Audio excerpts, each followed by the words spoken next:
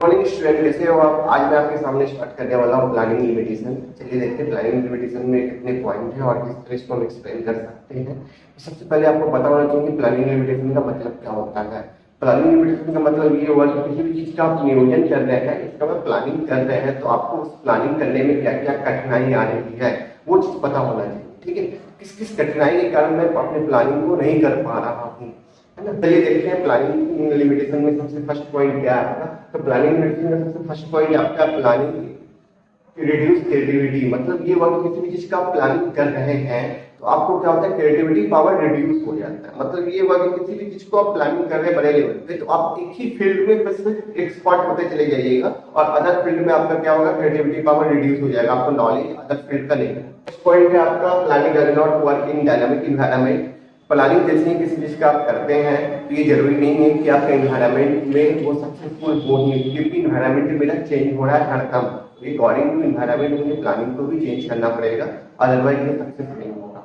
उसके बाद आपका नेक्स्ट पॉइंट है planning does not guarantee to success. इसका मतलब ये हुआ कि प्लानिंग किसी चीज का मैं करता हूँ तो उसको प्रेजेंट में करता हूँ, इसका इफेक्ट इन फ्यूचर में होता है। तो जो भी चीज मैं प्लानिंग कर रहा हूँ तो वो जरूरी नहीं है कि सक्सेस होगा ही, क्योंकि मैं अपनी प्रेजेंट सिचुएशन के अकॉर्डिंग प्लानिंग किया हूँ। इसका इफेक्ट इन फ्यूचर में हो, फ्यूचर में हो सकता है सारा चीज चेंज हो जाए। जो मैं अपने प्रेजेंट में कर रहा हूँ ये जरूरी नहीं है कि इन फ्यूचर सक्सेस हो।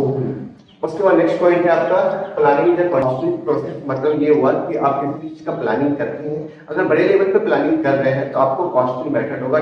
मतलब कि आपको हर एक चीज की इंफॉर्मेशन कलेक्ट करना पड़ेगा, वो इंफॉर्मेशन कलेक्ट करने के लिए आपको खर्च करना पड़ेगा, एक्सपेंस करना पड़ेगा, तब वो इन्फॉर्मेशन आप कलेक्ट कर सकते हो।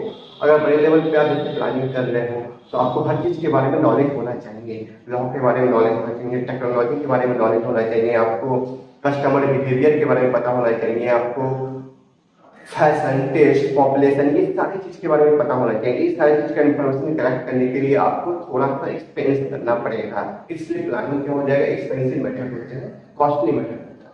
उसके बाद आपका नेक्स्ट पॉइंट है प्लानिंग टाइम कंज्यूमिंग प्रोसेस। अगर किसी चीज का प्लानिंग करते हो तो बहुत टाइम कंज्यूमिंग होता है। मतलब कि आप बड़े लेवल पे किसी चीज का प्लानिंग कर रहे हो तो आपको आज सोचे कल स्टार्ट कर दी, वो नहीं हो सकता है।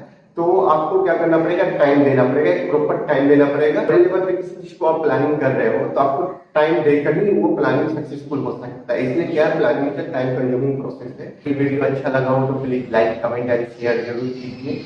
धन्यवाद। Best of